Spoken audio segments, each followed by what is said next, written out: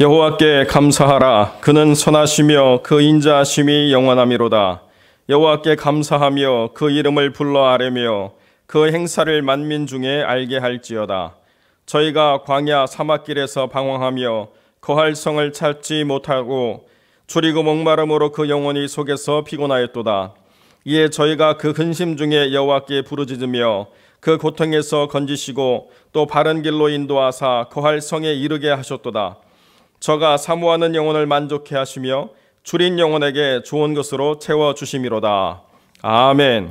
우리 함께 신앙 고백 드립니다.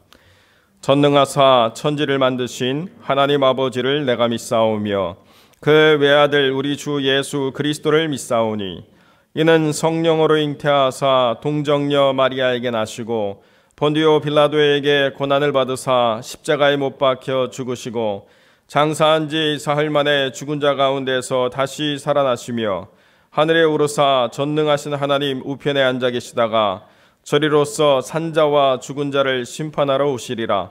성령을 믿사오며 거룩한 공예와 성도가 서로 교통하는 것과 죄를 사하여 주시는 것과 몸이 다시 사는 것과 영원히 사는 것을 믿사옵나이다. 아멘. 우리 찬송 155장 함께 찬양드리겠습니다.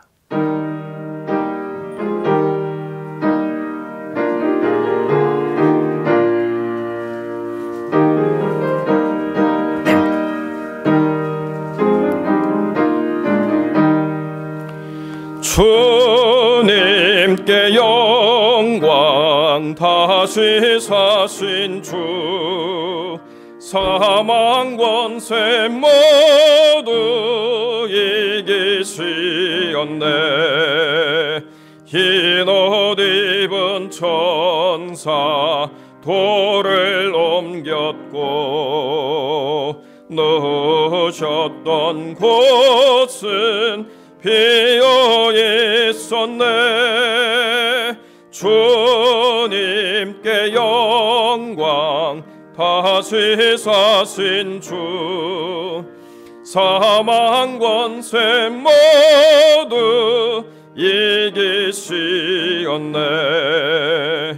부활의 주님 나타나시사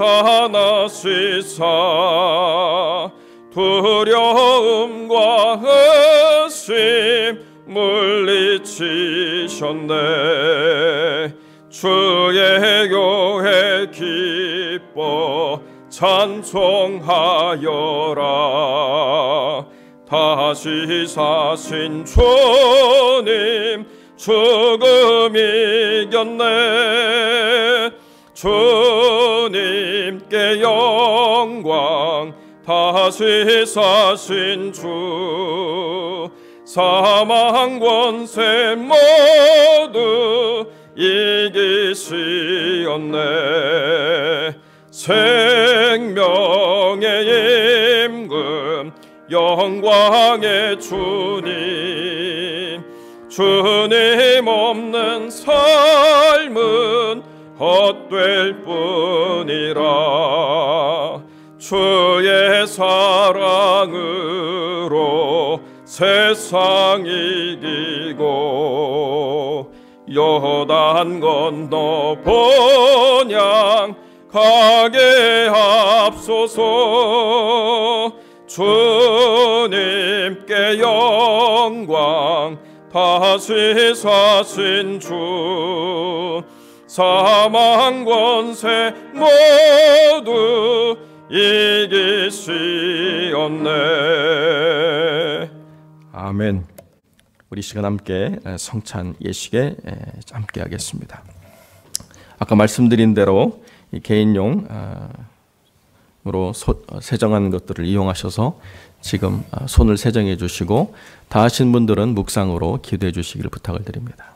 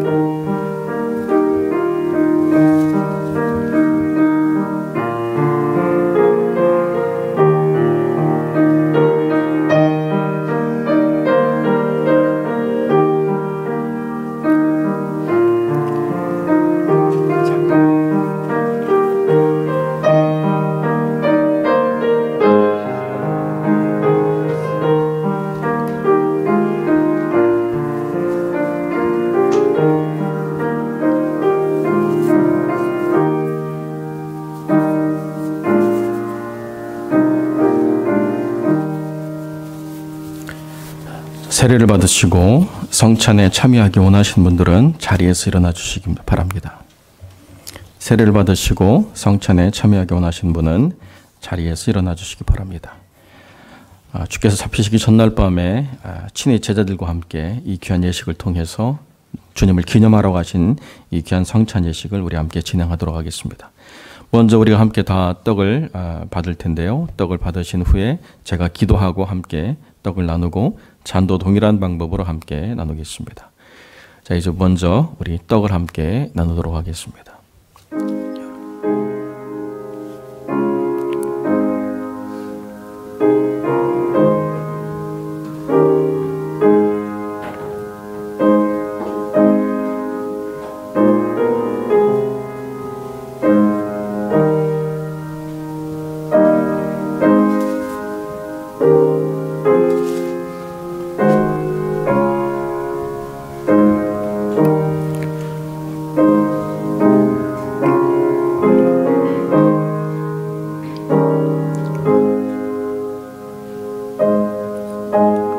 우리의 전한 것을 누가 믿었느뇨?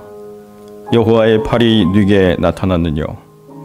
그는 주 앞에서 자라나기를 연한 순 같고 마른 땅에서 나온 줄기 같아서 고운 모양도 없고 풍채도 없은즉 우리의 보기에 흠모할 만한 아름다운 것이 없도다. 그는 멸시를 받아서 사람에게 실어버린 바 되었으며 간고를 많이 겪었으며 질고를 아는 자라. 마치 사람들에게 얼굴을 가리우고 보지 않음을 받는 자 같아서 멸시를 당하였고 우리도 그를 귀히 여기지 아니하였도다. 그는 실로 우리의 질고를 지고 우리의 슬픔을 당하였거늘 우리는 생각하기를 그는 징벌을 받아서 하나님에게 맞으며 고난을 당한다 하였노라. 그가 찔림은 우리의 허물을 인함이요 그가 상함은 우리의 죄악을 인함이라. 그가 징계를 받음으로 우리가 평화를 누리고 그가 채찍에 맞음으로 우리가 나음을 입었도다. 아멘. 주님,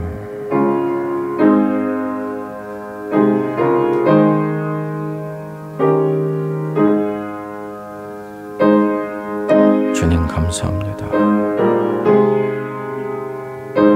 이 귀한 성찬에 사랑하는 여러분들과 함께 할 수 있게 하심을 감사드립니다.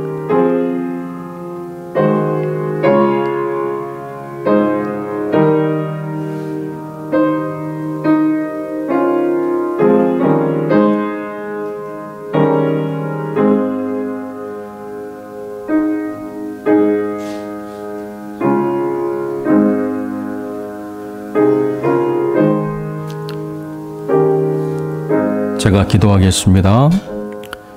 거룩하고 존귀하신 아버지 하나님 감사합니다. 우리 주님께서 우리를 사랑하시고 하나님께서 아들을 우리에게 그 희생의 제물로 주지 않으셨던들 우리가 이 귀한 부활의 기쁨을 맞이할 수 없었고 여전히 사망의 권세 아래 신음하며 근심하며 살아갈 수밖에 없지만 주님께서 친히 사람이 되셔서 우리의 모든 고통을 채율하시고 우리로 하여금 참된 삶의 소망과 영원한 생명의 기쁨을 허락하시는 놀라운 은총을 베풀어 주셨사오니 오늘 우리가 이 귀한 떡에 참여함으로 우리 육체에 주어진 모든 남은 인생이 주님의 것이 되고 주님의 뜻대로 우리의 삶이 온전하게 이루어지기를 소망하옵고 거룩하신 우리 주 예수 그리스도의 이름으로 기도드립니다. 아멘. 함께 떡에 참여하겠습니다.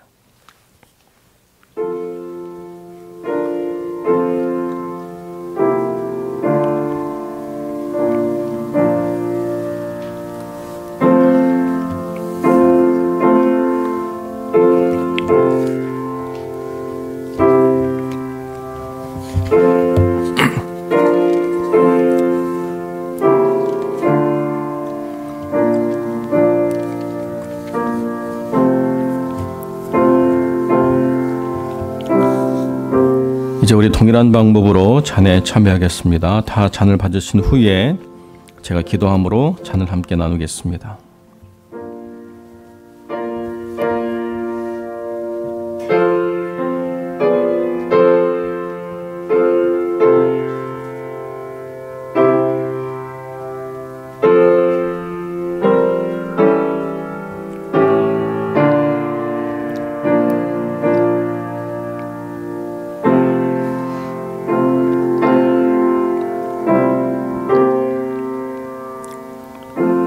너희 목마른 자들아 물로 나오라. 돈 없는 자도 오라. 너희는 와서 사 먹되 돈 없이 값없이 와서 포도주와 젖을 사라. 너희가 어찌하여 양식 아닌 것을 위하여 은을 달아주며 배부르게 못할 것을 위하여 수고하느냐. 나를 청종하라. 그리하면 너희가 좋은 것을 먹을 것이며 너희 마음이 기름진 것으로 즐거움을 얻으리라. 너희는 귀를 기울이고 내게 나와 들으라. 그리하면 너희 영혼이 살리라. 내가 너희에게 영원한 언약을 세우리니 곧 다윗에게 허락한 확실한 은혜니라. 너희는 여호와를 만날 만한 때에 찾으라. 가까이 계실 때에 그를 부르라. 악인은 그 길을, 불의한 자는 그 생각을 버리고 여호와께로 돌아오라. 그리하면 그가 긍휼히 여기시리라. 우리 하나님께로 나아오라. 그가 널리 용서하시리라. 여호와의 말씀에 내 생각은 너희 생각과 다르며 내 길은 너희 길과 달라서 하늘이 땅보다 높음같이 내 길은 너희 길보다 높으며 내 생각은 너희 생각보다 높으니라. 비와 눈이 하늘에서 내려서도 다시 그리로 가지 않고 토지를 적시어 싹이 나게 하며 열매가 맺게 하여 파종하는 자에게 종자를 주며 먹는 자에게 양식을 줌과 같이 내 입에서 나가는 말도 헛되이 내게로 돌아오지 아니하고 나의 뜻을 이루며 나의 명하여 보낸 일에 형통하리라. 아멘. 제가 기도하고 함께 찬에 참여하겠습니다. 우리의 주림과 목마름에 보혈로 우리의 생명의 언약을 허락하신 주님께 감사를 드립니다. 우리의 모든 인생의 날에 주님이 허락하신 그 보혈의 권능을 힘입어 모든 악과 불의와 죄됨과 더러운 것들을 깨뜨리고 의와 진리와 거룩함을 이루며 살아갈 수 있도록 하나님이 역사하여 주옵소서. 이 혼란하고 어두운 세대 가운데 여기 머리 숙여 기도하는 하나님의 백성들이 거룩한 빛이 되고 소금이 될 수 있도록 주님 주관하여 주옵시고, 어떠한 홍수가 이 삶을 무너뜨리려 한다 할지라도 반석 위에 터를 잡고 지혜롭게 말씀으로 그 삶을 세워나가는 모든 성도들이 하나님 안에서 능히 이기며 영광을 하나님께 올릴 줄로 믿사옵고 감사드리며 우리 주 예수 그리스도의 이름으로 기도드립니다. 아멘. 우리 함께 찬에 참여하겠습니다.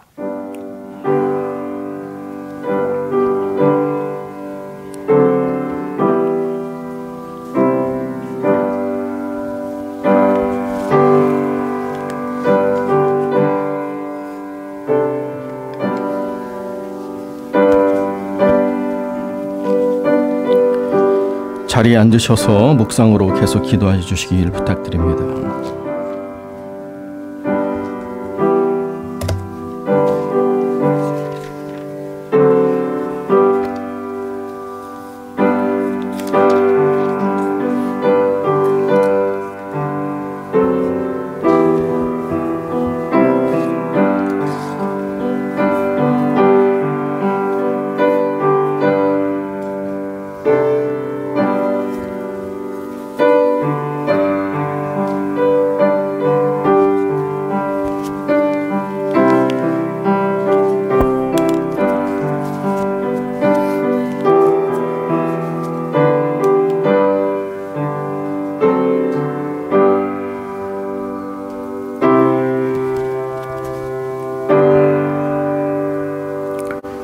옥대한 장로님 나오셔서 기도하시겠습니다.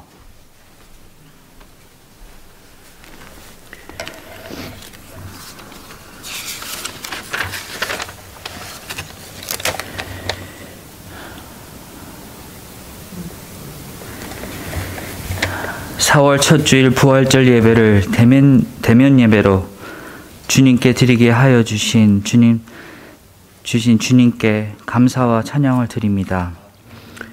사망의 권세를 이기시고 승리자로 부활하신 예수 그리스도, 존귀하신 주님의 이름을 이 시간 찬양합니다. 부활의 첫 열매로 우리에게 보이시고 우리를 부활로 이끌어 주시는 한없는 주님의 사랑에 감사와 찬양을 올려드립니다. 부활의 큰 능력과 은혜가 오늘 모여 예배하는 모든 성도님들에게 충만하시기를 간절히 소원하고 기도합니다. 주님, 이 시간 우리의 영의 눈이 밝아져서 주님을 보기를 소원합니다. 주님의 음성을 듣기를 원합니다. 부활의 주님을 만나기를 소원합니다.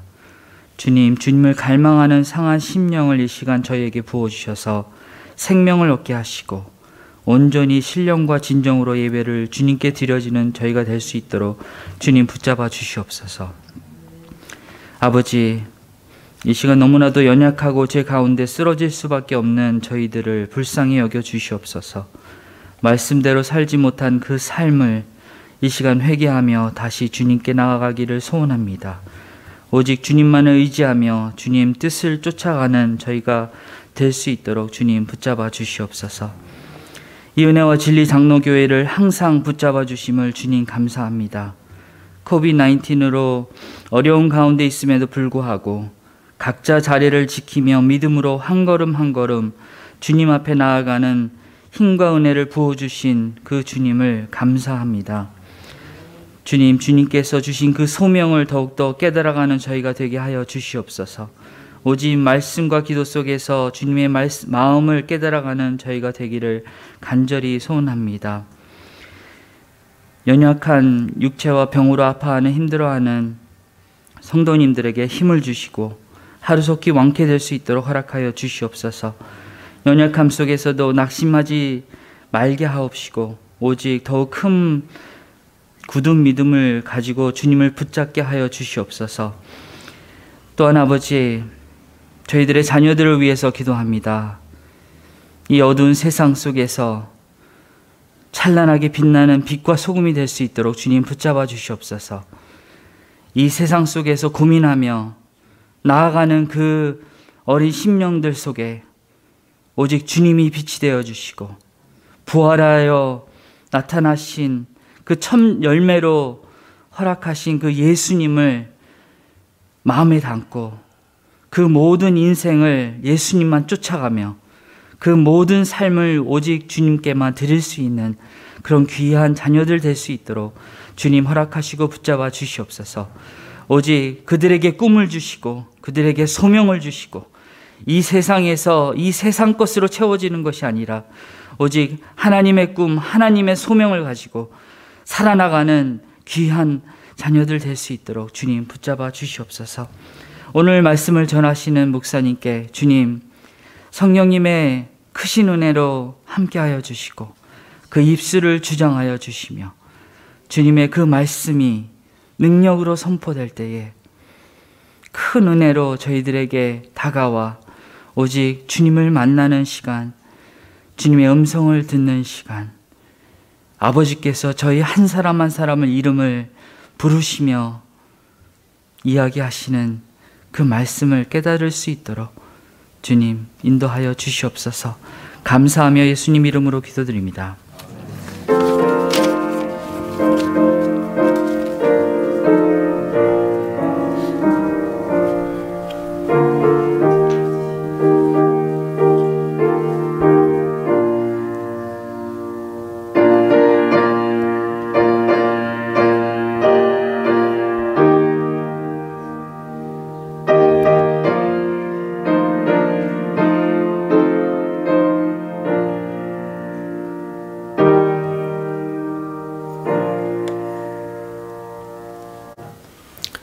하나님의 말씀 요한복음 11장 32절로 44절의 말씀 제가 봉독하겠습니다.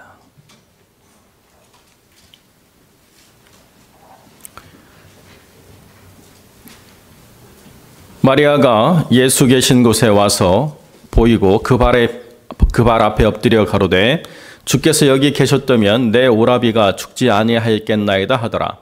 예수께서 그의 우는 것과 또 함께 온 유대인들이 우는 것을 보시고 심령에 통분히 여기시고 민망히 여기사 가라사대 그를 어디 두었느냐 가로되 주여 와서 보옵소서 하니 예수께서 눈물을 흘리시더라. 이에 유대인들이 말하되 보라 그를 어떻게 사랑하였는가 하며 그중 어떤 이는 말하되 소경의 눈을 뜨게 한 이 사람이 그 사람은 죽지 않게 할 수 없었더니 하더라.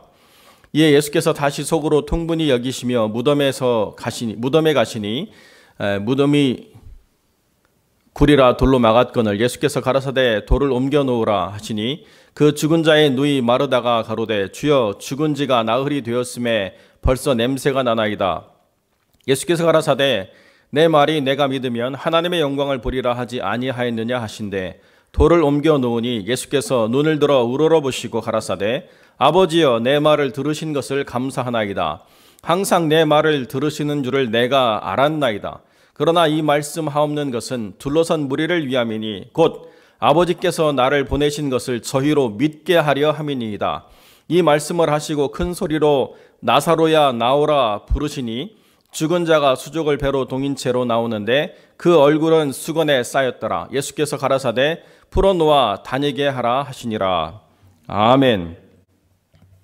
오늘 이 부활절에 이 본문의 말씀을 통해서 믿음만이 영광을 보리라 하는 제목으로 말씀을 함께 나누겠습니다. 여러분 혹시 보셨는지 모르겠지만 주중에 한국신문에서 어떤 사건을 이렇게 다뤘습니다. 텍사스의 한인신문 발행인이 죽었다고 부고 광고가 나가지고 그래서 모든 사람들이 그 장례식에 참여하고 난 다음에 또 참여한 분들에게 감사의 광고까지 다 실었어요. 사랑하는 누구누구 집사님의 장례에 오신 것을 감사를 드립니다. 이렇게 다 이렇게 광고를 냈는데요. 4개월이 지나고 난 다음에 그분이 살아서 돌아다니는 것이 사진에 찍혔어요. 그래서 사람들이 너무 놀란 거죠. 이분이 그 한인 사회에서 알려진 분인데 4개월 만에 나타나가지고 막 돌아다니니까 죽었다고 분명히 광고는 났는데 어떻게 된 건가 사람들이 궁금해하지 않겠습니까? 어떻게 된 것이냐면 죽음에 대한 공포가 너무 밀려와가지고 무당한테 가서 어떻게 하면 이 코비드-19으로 인해서 내가 죽지 않을까 이렇게 상담을 받았더니 그 무당이 광고를 내가지고 당신이 죽었다고 해라. 그러면 그 병이 당신한테 오지 않을 거다 그래가지고 4,000불이나 주고 그 무당한테 가서 답은 답이 그거여서 그렇게 4,000불짜리 무당의 지도를 받아가지고 광고를 크게 냈다는 거예요. 집사님이란 이름은 좀 뺐으면 제가 관심이 없었을 텐데 어떤 집사님이라고 하는 바람에 이건 뭘까 이런 고민이 드는 거죠. 죽음에 대한 공포가 얼마나 큰가라고 하는 것을 물론 우리가 너무나 잘 알고 있습니다. 그런데 믿음이 있다라고 이야기하는 것이 과연 뭘까를 고민해 보게 되는 한 단면인 것 같아요. 집사님이라고 한다면 이 상황 속에서도 하나님을 의뢰해야 되는데요. 하나님에 대한 신뢰가 다 깨지고 나니까 무엇이라도 이 공포를 몰아내주면 그것을 믿겠다라고 이야기하게 되는 것은 그 믿음에 대해서 다시 한번 의심하게 될 수밖에 없지 않습니까? 죽었다라고 하는 것이 무엇이냐 이게 참 논란이 있는 거예요. 우리가 이렇게 사람이 쓰러지면 CPR을 하잖아요. 한국말로 이야기하면 심폐소생술이죠. 그죠? 3대 기관, 뇌, 심장, 폐가 멈추면 죽었다라고 사망선언을 하기 때문에 뇌는 우리가 되게 깨울 수 없으니까 가슴에 압박을 줘서 심폐를 다시 한번 소생시키면 살 수 있다 이렇게 판단해서 그것을 훈련하지 않습니까? 그런데요, 가끔씩 예외가 이렇게 보도가 돼요. 보니까 어린 소년이 뇌사 판정을 받아가지고 장기 기증을 서약을 해서 장기를 기증하려고 이렇게 하는데 얘가 깨어났어요. 우리가 보통 생각하는 뇌사는요, 더 이상 사람이 회복 불가능의 상태고 이제 좀 지나면 죽는 것으로 판단이 됐는데 그런 일들이 발생을 하죠. 또 화장터로 가서 불로 집어넣으려고 그러는데 딸이 엄마가 숨 쉬는 것 같아가지고 엄마를 다시 확인해 보니까 엄마가 살아있는 거예요. 뭐 이런 일들이 발생할 때마다 그럼 죽었다는 그 의학적인 정의가 과연 정확히 죽음에 대한 정의냐라고 하는 것을 우리가 생각해 볼 수밖에 없는 거죠. 죽었다라고 하는 의학적인 정의는 현상에 대한 판단이지 죽음에 대한 정확한 정의가 아닌 것이죠. 그래서 하버드에서 교수하시는 그 교수님의 책을 한번 사서 읽어봤어요. 죽음이란 무엇인가? 이렇게 두꺼운데요. 말도 안 되는 이야기로 계속 말장난만 하다가 끝났어요. 너무나도 시간이 아깝고 들인 돈이 아까워가지고 좀 억울했던 적이 있는데요. 죽음이라고 하는 현상, 죽음이라고 하는 어떤 상황에 대한 정의가 사람마다 다르고 또 여러 가지로 말할 수 있지만 결국 죽음이라고 하는 것이 인간의 마지막 삶의 끝이다라고 하는 것만큼은 틀림없는 사실인 거죠. 어떻게 깨어나고 어떻게 했던지 간에 결국 모든 사람들은 죽음이라고 하는 것을 맞이할 수밖에 없는데 그 죽음에 대한 문제를 어떻게 해결할 것인가에 대해서 사람은 답이 없다는 것입니다. 요한복음은 7개의 사인으로 예수님이 누구인가를 보여주는데요. 마지막 사인이 바로 이거예요. 나사로가 다시 살아나는 것. 그래서 내가 부활이요 생명이니 이것을 믿느냐라고 하시는 주님의 질문과 그것을 증거하시는 주님의 그 사인이 딱 하나로 일치되는 그 중요한 증거를 갖게 되죠. 그래서 이 사건 이후로 많은 사람들이 예수님을 믿게 됐다는 것입니다. 그런데 주님의 관점은 잠깐 죽음이 유보된 것일 뿐이지 그 죽음이 완전히 해결된 것은 아니라는 거예요. 그렇게 살아난 나사로는 죽지 않았을까요? 다시 죽음을 또 맞이해야 돼요. 이것이 우리의 관점에서는 다시 살아났으니까 굉장히 기쁘고 즐거운 거지만 그 사람 입장에서 보면 남자가 군대 2번 간 거예요. 이제 병의 근무를 마치고 이제 자유의 신분으로 돌아갔는데요. 다시 영장 나와가지고 또 들어가 보세요. 얼마나 그 고통이 심하겠어요. 주님이 해결하시고자 하는 것은 현상에 대한 문제가 아니기 때문에 현상에 대한 답을 늘 주시지는 않습니다. 그러나 본질에 대한 문제에 대한 것을 주님이 분명히 해결하셨던 것만큼은 우리에게 명확하게 알려주고자 하시는 거죠. 그래서 그것을 가지고 우리는 늘 현상에서 믿음을 다루는데 현상을 넘어서는 믿음을 가르치도록 주님이 이 상황들을 이끌어 가시는 거예요. 그래서 요한복음은 제자가 아닌 사람들을 제자로 만드는 데 집중하는 게 아니고 제자로서 더 주님을 간절히 따르는 사람들이 어떻게 흔들리지 않게 주님을 믿는 믿음으로 서는가에 대해서 중요한 부분들을 다루고 있다는 것입니다.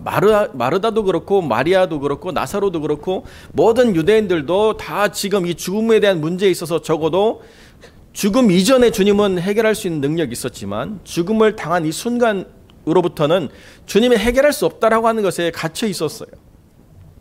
그래서 믿음이 있지만 그 믿음이 한계에 갇혀 있는 사람들에게 어떻게 믿음이 그것을 넘어서는가에 대한 중요한 도전을 주시고 있다는 것입니다. 그래서 주님은 얼마든지 죽음을 맞이하기 이전에 나사로를 살리실 수 있지만 하나님의 영광과 믿음의 문제를 해결하기 위해서 유보하셨다가 지금 오셨던 거거든요. 그래서 주님이 이렇게 말씀하세요. 믿으면 영광을 보리라. 내가 믿으면 하나님의 영광을 보리라. 이게 가장 중요한 핵심이라는 거예요. 믿음만이 하나님의 영광을 볼 수 있는 유일한 길이다. 믿음이 없으면 하나님의 영광을 찾아 헤매다가 결국 길을 잃어버리거나 탈전하거나 또는 하나님을 부인할 수밖에 없는 상태에 빠질 수밖에 없다. 끝까지 믿음을 붙잡고 나가는 것이 가장 중요하다라고 이야기해 주고 있다는 것이죠. 우리는 종종 하나님을 믿는다라고 하는 것이 선한 사람으로 살아가는 것처럼 이해될 때가 있습니다. 여러분 그런데요. 선한 사람에 대한 정의가 뭐냐? 우리가 그것을 분명히 해야 될 필요가 있는 거예요. 한국 사람들은 종종 법 없이도 살 사람 이렇게 표현을 하죠. 저 사람은 얼마나 착한지 법 없이도 살아갈 수 있는 사람이야. 여러분 그런데 법 없이도 살아가는 사람과 함께한 사람들이 얼마나 미치는지 아세요? 이 사람은 나가서 법 없이 사는데요. 함께 살아가는 사람들이 법 없는 사람 때문에 엄청난 고통을 당해요. 또 그 사람을 알고 있는 주변의 다른 사람도 그런 상황을 맞이할 때가 있어요. 이 사람은 너무 착해서 기준이 없다. 그러면 어디까지 도와줘야 될까? 어떻게 이것을 함께 지켜나가야 될까에 대한 부분들이 흔들릴 때가 있다는 것입니다. 예수를 믿는다라고 하는 것은 선하다는 것인데요. 그 선하다라고 하는 것은 법 없이 선하다는 것을 말하는 것이 아닙니다. 예수를 믿는다라고 하는 것은 법을 통해서 선한 거예요. 어떤 법? 예수를 믿는 믿음의 법을 통해서 선하여지는 것입니다. 그렇기 때문에 그 믿음의 법이 무엇을 우리에게 요구하는가를 분명히 이해하고 그 법을 우리가 지킴으로 하나님의 선함을 우리가 배우고 그 선함에 가까이 나아가는 삶이 되는 것입니다. 자, 지금 나사로를 바라보는 모든 사람의 관점은 동굴 속에서 썩어나는 진물나는 그 썩은 냄새로 가득한 그 현상을 바라보면서 모든 것이 끝났다라고 생각하고 있습니다. 그런데요, 주님은 동굴에 서서 돌문을 치우라고 얘기한 다음에 나사로를 보지 않고 주님 어떻게 하세요? 눈을 우러러 하늘을 보고 하늘에 계신 아버지와 대화를 하고 있다는 거예요. 현상을 보고 현상을 분석하고 현상을 이해하고 이 현상에 대한 것들이 어떤 것인가, 이 컨텍스트에 대한 것들을 막 아무리 연구한다 하더라도 거기에 답이 있을 수가 없는 거예요. 현상은 그렇지만 우리는 뭘 봐야 되느냐? 눈을 들어 하늘의 하나님과 대화를 시작해야 된다는 거예요. 하나님, 저의 이야기를 항상 들으신 것을 감사합니다. 이게 하나님과 주님과의 첫 대화죠. 지금 주어진 현상에서 이것이 어떻게 나에게 영향을 미칠까, 문제가 뭘까, 원인이 뭘까 분석을 하고 결과를 도출하고 아무런 의미가 없다는 것입니다. 적어도 이 문제에 관한 한 하나님과 대화를 해야 돼요. 이 문제에 관한 한 모든 주권이 하나님께 있다고 하는 것을 분명히 우리가 이해하고 하나님이 뭐라고 말씀하시는가를 우리가 생각해야 된다는 것입니다. 저는 이 본문을 대할 때마다 생각나는 그 생각이 있어요. 제가 미국에 와가지고 처음 저를 공항에서 픽업하고 또 이렇게 저의 모든 부분을 도와줬던 제 사촌 형이 있는데요. 어느 한날 갑자기 심장마비로 인해서 쓰러져서 병원으로 실려가는 동안 굉장히 긴 기간 동안 산소가 공급이 되지 않는 의료사고가 있어가지고 뇌사 판정을 받았습니다. 저와 제 아내가 병원에 가가지고 저 들어가서 이렇게 마지막으로 인사를 하라고 그러는데요. 제가 한 번만 우리 더 기도해 봅시다. 근데 그 몸에 손을 얹는데요. 몸이 움직여요. 뇌의 의지로 몸이 움직이는 게 아니고 의학적으로 그걸 설명한 부분이 있더라고요. 너무나 생생하게 움직이는 그 몸을 대하면서 간절히 기도를 했습니다. 물론 특별한 일이 일어나진 않았어요. 그리고 그 형님은 하나님 품으로 갔고 남은 가족들은 그것을 받아들이면서 좀 어려운 시간들을 보냈습니다. 제가 한 것이 무모한 것인가, 무의미한 것인가? 물론 다시 살리는 것이 능력이라고 한다면 그 능력은 저에게 없었어요. 그런데 그때 하나님이 저에게 물으시는 질문이 제 마음에 있었습니다. 살아나는데 몸이 장애를 갖고 불편함을 가진 채 계속 살아가는 것이 정말 네가 원하는 것이냐, 아니면 하나님 품에서 평안하게 쉬는 것이 네가 원하는 것이냐. 제가 기도하고 난 다음에 그 질문을 하나님이 하시는 걸 제 마음에 느꼈습니다. 그래서 온전한 영혼으로 자유함을 가지면서 하나님 편에 계시는 것이 낫지, 살아나기는 살아났는데 한쪽이 마비가 돼가지고 말도 못하고 평생 고통을 당하면서 이 땅에 머물러 있다가 다시 하나님 품으로 가는 건 아닌 것 같아요. 그래서 기도하다가 더 이상 기도하지 않았어요. 만약에 우리가 어떤 능력을 증명하는 것이 그런 방식으로 죽었던 사람을 다시 억지로 끄집어내서 이 현상의 세계로 돌리는 것이라고 이야기한다면 과연 그게 정말 하나님의 능력일까? 아니면 정말로 그 하나님의 주권 아래서 믿음이 어떻게 하나님의 영광을 나타내는가에 대한 우리의 이해가 아니라 하나님의 뜻대로 모든 것을 이해하며 살아가는 것이 온전한가를 우리가 먼저 살펴봐야 된다는 것입니다. 그렇기 때문에 하나님의 법, 하나님의 뜻이 무엇인가를 바르게 이해하는 것이 하나님의 영광을 볼 수 있는 중요한 채널링이 되는 거예요. 엉뚱한 주파수 잡고 왜 안 들리지, 왜 안 나오지 이렇게 이야기해서는 안 된다는 것입니다. 정확하게 주님이 지시하는 방향에서 주님이 원하시는 그 영광을 바라볼 수 있는 중요한 그 바로미터가 뭐냐라고 이야기할 때 믿음이라는 것입니다. 하나님의 법대로 믿는 믿음만이 우리가 어떻게 하나님의 영광을 볼 수 있는가를 분명히 가르쳐 준다는 거예요. 하나님이 원하시는 바가 무엇냐? 그것을 우리가 이해할 때 여기에 이렇게 놀라운 하나님의 뜻이 있구나라고 하는 것을 분명히 이해하게 된다는 것입니다. 하나님께서 자기를 찾는 자들에게, 자기에게 기도하는 자들에게 응답하시고 분명히 말씀하셔서 하나님의 뜻이 무엇인가를 설명할 기회조차 주지 않고 낭망하고 좌절하고 원망하고 이제 더 이상 하나님은 없다고 이야기하는, 선택을 하는 사람들에게 하나님이 없기 때문에 그런 일이 일어났다고 말하는 것이 아니라 하나님이 무엇을 말씀하시려고 하는 것을 듣지 않고 보지 않고 하나님이 말씀하실 기회조차 주지 않는 것이 문제라고 우리가 이야기해야 된다는 거죠. 어머니의 위중함을 놓고 간절히 기도하던 가족이 있었습니다. 하나님이 살아계시다면 살려주시겠지라고 그런 믿음을 가지고 기도했는데 어머니가 하늘나라에 가셨어요. 그리고 난 다음에 이 아들이 실망해가지고 그 가족이 오랫동안 교회를 떠났다가 10년이 넘은 이후에 하나님께로 돌아왔습니다. 하나님이 살아계시다라고 하는 것을 믿었는데 왜 이런 일이 일어날까요? 라고 하는 질문은 꼭 그 가정에서만 일어나는 일이 아니고 우리가 살아가는 모든 삶의 자리에서도 얼마든지 그런 일이 있을 수 있죠. 하나님이 살아계시다라고 한다면 이라고 하는 전제가 우리에게 어떻게 다가오느냐, 하나님이 살아계시다라고 한다면 내 삶에는 아무런 문제가 없어야 되고 내가 기도하는 건 다 이루어져야 되고 내가 바라는 건 다 만들어져야 된다고 생각하는 것은 큰 착각이라는 것입니다. 그것은 기준이 없는 부당한 요구가 될 수 있다는 것입니다. 하나님이 살아계시다라고 한다면 이라고 하는 전제가 분명하다면 나는 어떻게 이해해야 되느냐, 하나님의 뜻이 나에게 있어서 무엇인가를 찾고 살펴야 된다는 거예요. 하나님이 원하시는 바가 무엇이냐라고 하는 것을 분명히 이해해야 된다는 거죠. 믿음을 갖다 보면 잘못된 기준을 가지고 다르게 해석할 때가 참 많이 있어요. 어떤 분들은 그런 생각을 가지고 또 그런 생각을 굉장히 강하게 말씀하시는 분들이 있어요. 저희가 이렇게 날마다 성경을 함께 읽지 않습니까? 그런데요, 어떤 분은 종종 몇 번 읽었는가로 믿음의 크기를 결정하려고 그래요. 너 성경 몇 번 읽었냐? 나 500독 그럼 뭐 거의 탑이에요. 1뚝도 못했다 그러면 완전히 그냥 발음이 있는 거죠. 여러분, 그런데요, 물론 성경을 읽는 건 굉장히 중요하지만 그 읽은 성경을 읽기만 하고 실천을 못한다고 한다면 의미가 있습니까? 우리가 이렇게 한번 생각해 볼까요? 이 사람은 지금 변호사 자격을 따가지고 변호인으로서 법정에 나가서 변호를 하고 있는데요, 기준이 뭐냐? 너 헌법 몇 번 읽어봤어?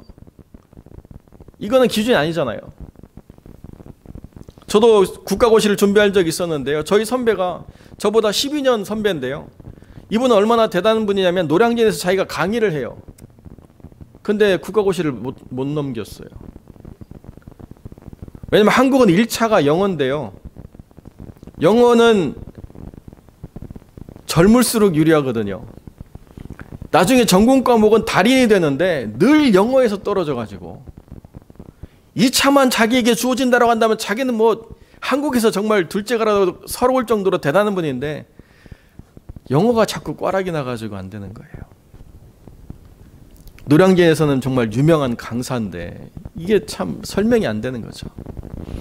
하나님이 우리에게 주시는 부분들이 바로 그런 부분이라는 것입니다. 어떻게 알고 있느냐 보다 더 중요한 것은 어떻게 누리고 있느냐라고 하는 것이죠.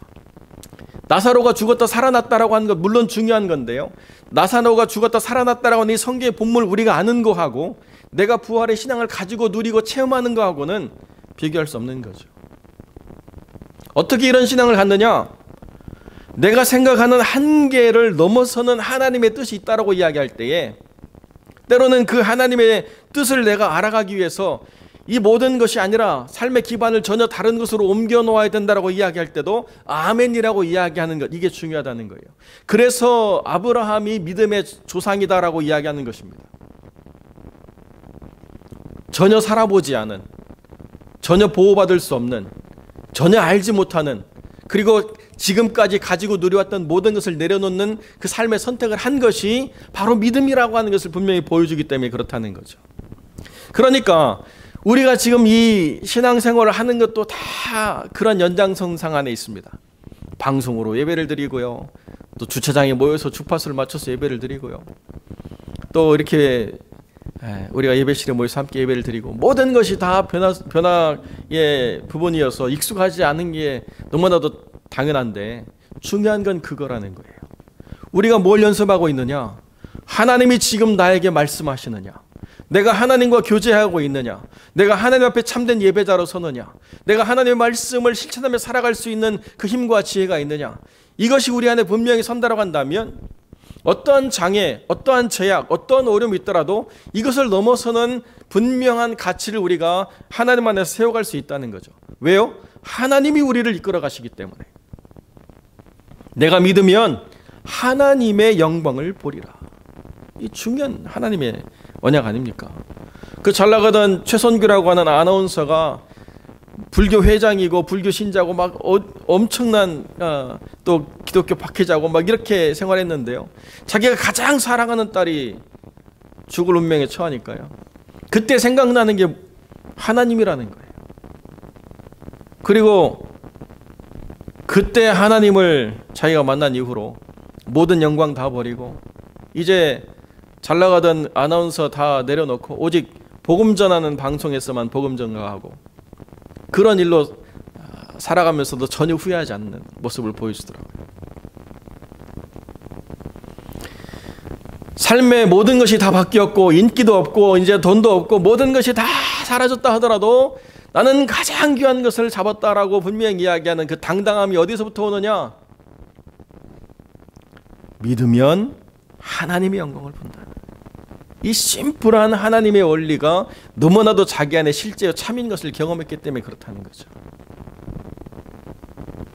믿으면 하나님의 영광을 보게 되어 있습니다. 그 하나님의 영광이 내가 기대하는 것과 다를 수는 있지만 그러나 분명하게 하나님께서 그 영광을 보여주실 때는 그 이전의 모든 것에 대한 의문, 그 이전의 모든 것에 대한 불만, 그 이전 모든 것에 대한 원망들이 다 사라지고 전혀 새롭고 완전히 다른 어떤 하나님의 영광을 우리가 누리게 된다 하더라도 너무나도 감사하고 너무나도 기쁜 그 영광을 우리가 보게 된다는 것이죠. 여러분, 새마을 운동이 얼마나 많은 영향력을 끼치는지 이루 말할 수가 없는데요. 아프리카 세네갈에 가서 그 새마을 운동 지도자가 가가지고 그 세네갈 사람들이 살게 해주는데요. 바로 옆에 강이 흐르는데도 사람들이 굶어 죽어요. 강물이 없어서 농사를 못 짓는 게 아니고 여름에 50도가 되는 온도에서 살아날 작물을 개발을 못 해가지고 그런데요 거기서 품종을 개량해가지고 그렇게 막 뭘 거둘 수 있게 되니까요. 여러분 아프리카 사람들 생각하면 막 게으를 것 같고 뭘 잘 안 할 것 같고 어떤 선입견이 있을 수 있는데요. 웬걸요? 뭐가 잘하는 걸 보니까요. 땅을 놀리지를 않는 거예요. 세상에 아프리카 양파는요 이만하더라고요. 얼마나 크게 자라는지. 그걸로 막 신나하고 거기서 막 쌀을 재배하고 그래서 그 세네갈 사람들이 제일 원하는 게 뭐냐? 한국이 만들어내는 농업기계예요. 왜냐하면 한국은 멀티로 하나로 다 되잖아요. 미국은 여러 개를 사야 되는데 한국 거는 하나로 다 되기 때문에 그걸 그냥 한국에서 들어온다라고만 하면 막 미리 돈 주고 막 살려고 막 얼마나 경험되니까 기분이 좋겠어요. 얼마나 경험이 되니까 막 기대가 되겠어요. 너무너무 즐거운 거죠. 말씀이 그렇다는 거예요. 믿으면 하나님의 영광을 보는 것이 경험이 되면요 하나님이 하실 일들이 기대가 되고 또 하나님 어떻게 우리를 이끌어 가실까가 너무나도 신뢰가 되고 내게 정말로 눈으로 보는 것들은 썩고 냄새나는 것뿐이라 할지라도 하늘을 우러러서 또 하나님께 아뢰릴 수 있게 되고 하나님이 뭘 하실까를 우리가 또 바라며 기도하게 된다는 거예요. 세상은 이렇고 주어지는 환경은 이렇지만 하나님이 하실 일을 기대합니다. 그러면 그렇게 고백하는 그 영혼을 통해서 얼마나 하나님이 하시는 일들이 위대한가를 분명히 보여주고 그 일들을 이루어 가시는 거예요. 김sen 선교사님이 계속 오셔서 여러 가지 보고도 하시고 저한테 말씀 주시는데요. 그 나이 드신 장로님이 돈은 없지만 그 선교 현장에서 보내는 그 생명의 소식이 너무나도 즐거워가지고 계속 돌아다니면서 폐지 줍고 빈병 줍고 하잖아요. 편히 앉아서 쉬어서도 될 나이에 모든 거 은퇴하고 자식들 용돈 받아가면서 한국 분들이 얼마나 한국에서 노후를 즐겁게 보내는지요. 뭐 은행에 가서 어카운트 하나만 오픈을 해도 여행을 보내주더라고요. 세상에 한국처럼 놀기 좋은 뭐 진달래 보러 가죠, 개나리 보러 가죠, 철쭉 보러 가죠, 뭐 또 뭐 이것저것 먹으러 다닐 땐 또 얼마나 많은지. 어르신들이 제일 바빠요.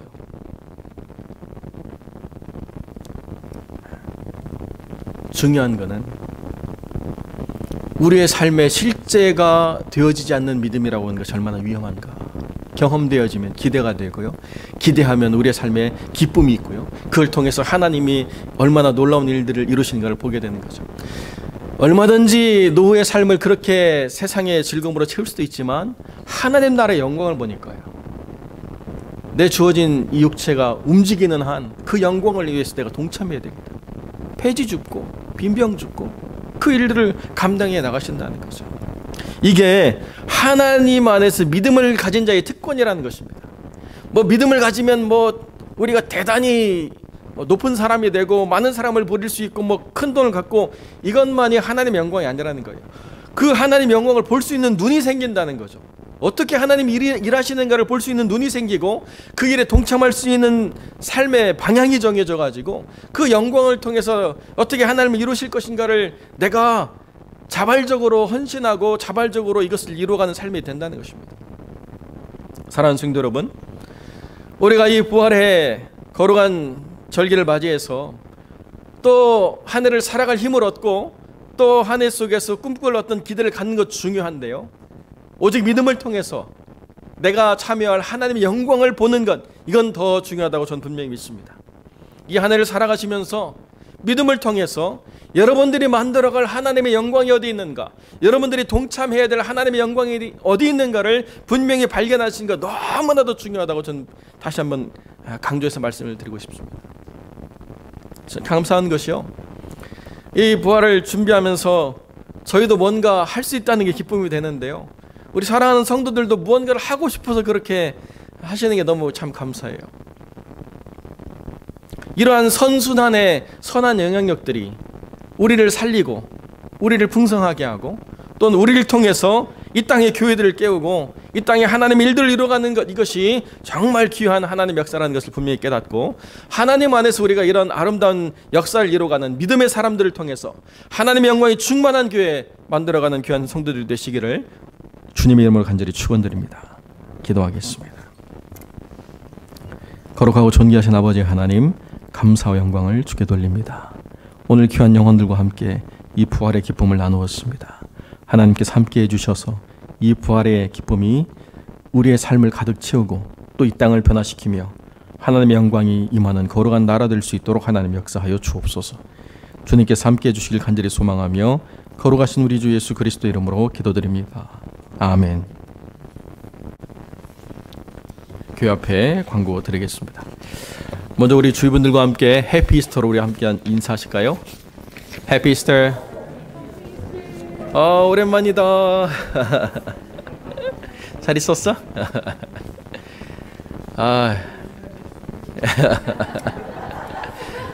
우리 전지사님 반갑고요. 네, 반갑습니다. 정말 예배 드리는 것 같아요. 진짜 목사로서.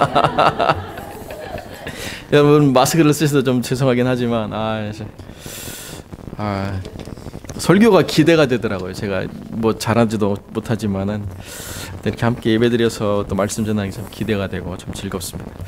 여러분, 하나님의 나라와 주의 몸된 교회를 위해서 계속 기도해 주시길 부탁을 드립니다. 오늘 부활주일인데요, 주님의 거룩한 백성으로서 모든 사망의 권세를 이겨내고 세상의 빛과 소금으로 살아가시기를 축복합니다. 고린도후서 내일이면 13장 마지막 장 읽게 되는데요, 갈라디아서까지 이번 한 주를 마감하시고 계속 더 읽어가게 될지 또 구약으로 넘어갈지를 한번 저부터 고민하면서 한 주를 제가 기도하고 말씀드리도록 하겠습니다.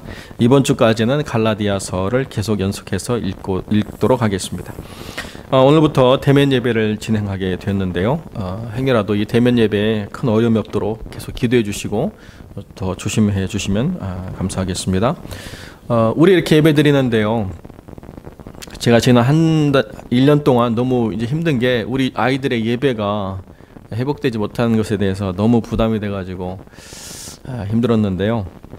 우리 아이들의 예배도 회복될 수 있도록 기도해 주시고 이제 모든 것이 정상으로 돌아갈 수 있도록 조금씩 개선해 나갈 수 있으려고 좀 기도하고 준비하고 있는데 아이들의 예배도 아이들이 나올 수 있는 그런 시간들이 될 수 있도록 그리고 또 설교자도 세워질 수 있도록 꼭 기도해 주시길 부탁을 드립니다. 환우들을 위해서 계속 기도해 주시고요. 하나님 안에서 여러 모양으로 아픈 부분들이 다 치유될 수 있도록 기도해 주시고 의료 현장 필수 사업장에서 수고하시는 성도들의 수고를 우리가 함께 기억하고 기도해 주시길 부탁을 드립니다. 또 뭐 무슨 변종이 이렇게 또 유행한다고 지금 그렇고요. 백신을 맞으니까 사람들이 다 몰려 나와가지고 전 아직 백신 안 맞았는데 더 숨어 살아야 되는데 네, 지금 상황이 됐습니다.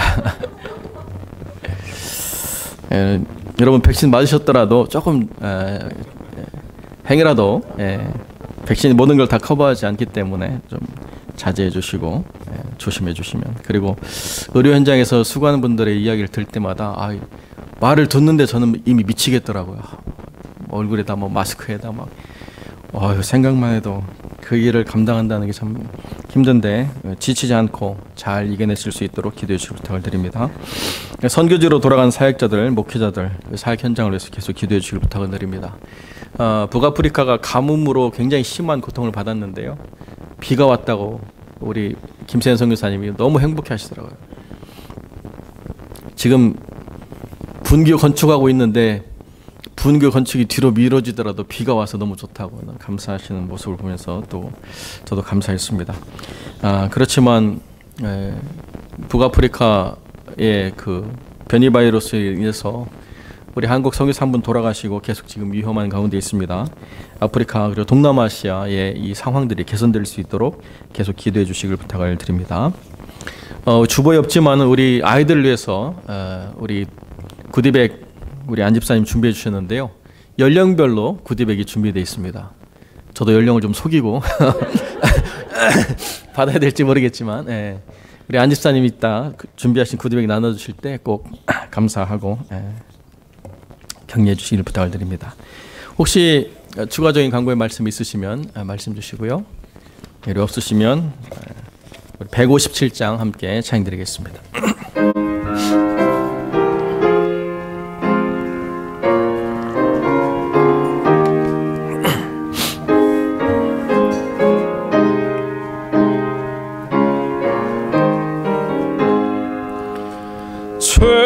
즐겁도다 이날 세세의 할 말 사망 권세 깨고 하늘이 열려 죽은 자가 다시 살아나와서